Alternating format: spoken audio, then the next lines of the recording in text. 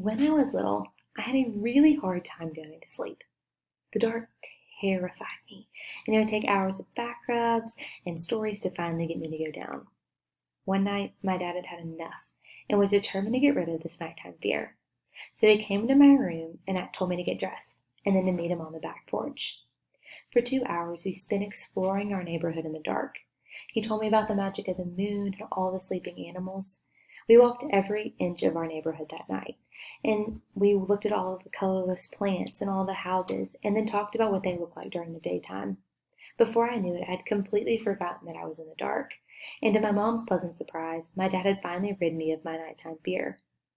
In my classroom, we have recently been writing about fears. During this crazy time, kids are scared. They are too young to be hearing about nationwide death rates and hospitalizations, yet this is the world that we are living in. My goal for this assignment is to get students talking about their fears and to identify ways that they can cope and handle these emotions. This is why I've chosen a wonderful nonfiction book called Thundercake, written and illustrated by Patricia Polacco. This is the front cover of the story. Unfortunately, my copy is in my classroom, but this is the front cover. In the story, Patricia Polacco recalls in her own childhood fear of thunder. She uses remarkable descriptive writing to explain to her readers the loud crackling sound of the thunder and the bright lightning that would light up the sky. She recalls on being so scared that she would run and hide under her bed and be too scared to come out. To help her overcome her fear, Patricia's babushka teaches her how to make a special thunder cake, which can only be perfected during the scariest and loudest of storms.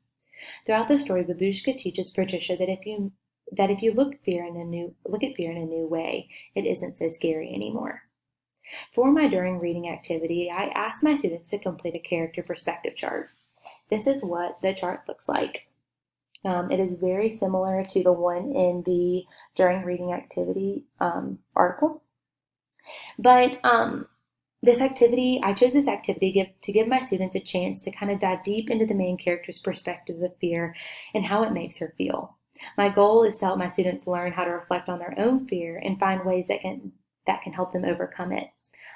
This assignment also helps my students with their compare and contrast skills, which we were working on before the quarantine started. But overall, this activity was extremely successful. I used it with a small group over a WebEx meeting we had this past week. I read the students the book twice and asked them to complete the chart while I was reading. After the students were finished, we engaged in a small group discussion about fear and how it really makes us feel. My class opened up about a wide range of fears and how they can overcome them. One student even told a story about his own personal fear of clowns, which was near and dear to my heart because I am terrified of clowns myself. But he said that after he went to the fair and kind of saw them up close and personal, they weren't as scary as he originally thought. This activity was designed to help students kind of dig deeper into text and find hidden meanings in lessons that oftentimes would be dismissed or ignored. This is why it is critical that teachers use evidence-based reading activities in their lessons. Evidence-based activities are aimed to provide students with the best learning methods that will help increase comprehension and critical thinking skills. But overall, this Thundercake was a really, really great choice for this, especially for this time. Kids are really scared right now and they're fearful, and they don't need to be ashamed of having the fears. I'm scared right now. I'm sure all their parents are scared, their grandparents are scared, but I really kind of wanted to dive deep into that topic and allowing children to kind of understand that it is okay to be scared, but there are certain things that we can look at and do to help us kind of understand these emotions and to make ourselves feel better. So overall, this activity was wonderful, and